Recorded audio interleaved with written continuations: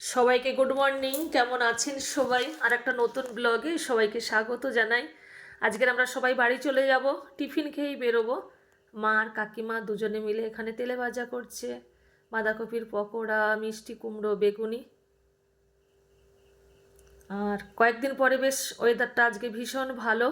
এক সপ্তাহ ধরেই তো মেঘলা আকাশ, আর গতকালও টিপটিপ করে বৃষ্টি পড়ছিল, কিন্তু অনেক দিন পরে আজকে ঝলমলে রোদ বেরিয়েছে। আর কি সুন্দর সব আম গাছে মুকুল এসেছে, অনেক পকোড়া হয়েছে, ব্যাপক হয়েছে। কিন্তু ভেতরে কাঁচা আছে এখনো। এটা ভেতরে এখনো কাঁচা আছে। ও একটু আছে। আমরা টিফিন খেয়ে সবাই বেরিয়ে পড়েছি। আমার দাদা শ্বশুরা, দিদি শাশুড়ি, স্মৃতি মন্দির সবাই প্রণাম করে নিলাম। টোটো এসে গেছে।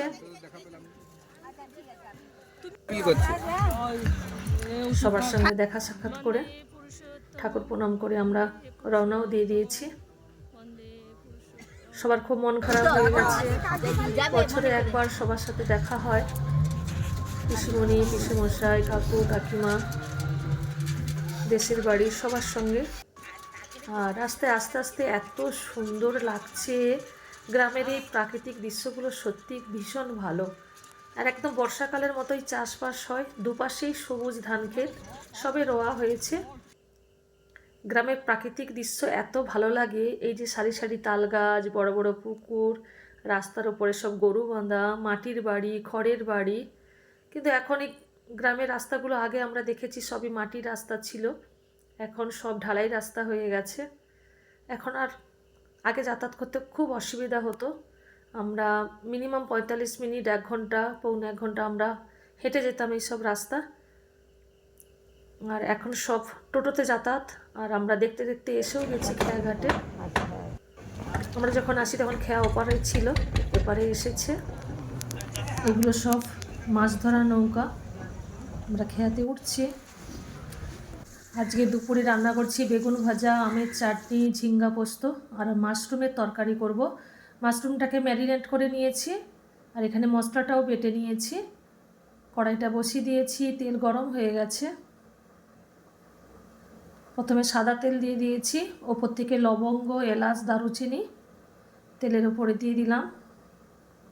আর এই যে মশলাটাকে বেটে রেখেছিলাম, কাঁচা লঙ্কা, আদা, টমেটো আর কাজু বাদাম, এই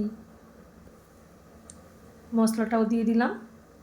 এবারে মশলাটা কষতে থাকবো। মশলাটা কষানো হয়ে গেছে। এই যে ম্যারিনেট করে রেখেছিলাম মাশরুমটাকে দিয়ে দিলাম ওপর থেকে। মাশরুমটাকে ম্যারিনেট করে রেখেছিলাম প্রায় আধ ঘন্টা, 45 মিনিট হয়ে গেছে। ওতে দিয়েছিলাম লঙ্কা গুঁড়ো, হলুদ গুঁড়ো, জিরে গুঁড়ো, একটু লবণ, সাদা তেল, মেখে ঢাকা দিয়ে রেখেছিলাম। ওটা মেখে রাখলে অনেকক্ষণ একটু নরম হয়। আর মাঝে মাঝে ঢাকা দেব, আর মাঝে মাঝে এরকম নাড়াতে থাকবো। একদম গ্যাসটাকে লো ফ্লেমে দেবো যাতে না লেগে যায়, যেহেতু কাজু বাদাম আছে এই জন্য কড়াইতে লেগে যায়। এই রান্নাটা হতে অনেক সময় লাগে, এটা তাড়াহুড়োতে হয় না, কিন্তু খুব টেস্টি হয় খেতে। আপনারা আপনাদের মতো করে বানান বাড়িতে, কিন্তু এইভাবে একবার বানিয়ে খান, খুব ভালো লাগে খেতে। খাওয়া দাওয়ার পরে কাকুরা বেরিয়েও পড়েছেন। এখন 4টে বাজে, 5:40-এ ট্রেনে যাবেন। কাকু বলছে প্রথমে মন্দিরে যাব, ঠাকুর প্রণাম করে একটু ঘুরে টুরে তারপরে যাব। আর কি সুন্দর লাগছে আমার গেটের উপরের কাগজ ফুলগুলো, দুপাশে দুটো কালার। আমরা টোটোতে যাব, কাকু, কাকিমা আর আমি, আর কিন্তু বাইক নিয়ে যাব। আমরা দেখতে দেখতে চলে এসেছি মন্দিরে। রাস্তাটা কি সুন্দর লাগছে মন্দির। কাকু কাকিমাকে ঘুরিয়ে দেখাচ্ছি কি সুন্দর জবা ফুলটা ফুটেছে। এটা আমাদের মন্দিরের পুকুর ঘাট। আজকে টেম্পারেচারটা গরম ছিল, গাছগুলো ঝিমিয়ে গেছে। কি সুন্দর লাগছে। এই ফুলের কালারটাও কি সুন্দর, একদম ডিপ রানী কালার।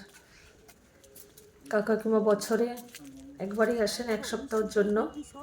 আমাদের বাড়িতে সরস্বতী পুজো হয়, আমার শ্বশুর বাড়ি বিশালাক্ষী পুজো হয়। এক সপ্তাহ থাকেন কাকদ্বীপের বাড়িতে, আমাদের দেশের শ্বশুর বাড়িতে।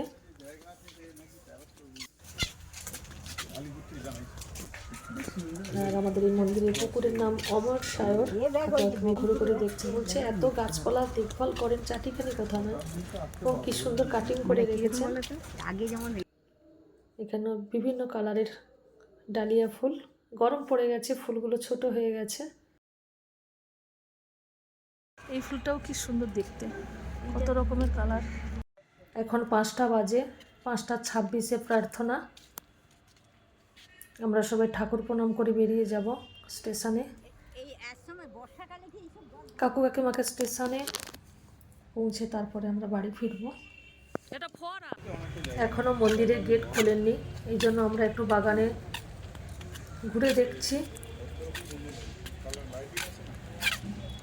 কত রকমের গাছ, কি সুন্দর সুন্দর কালার। ভিডিওটি আজ এ পর্যন্তই, আবার পরের ভিডিওতে দেখা হবে। সবাইকে জয় গুরু।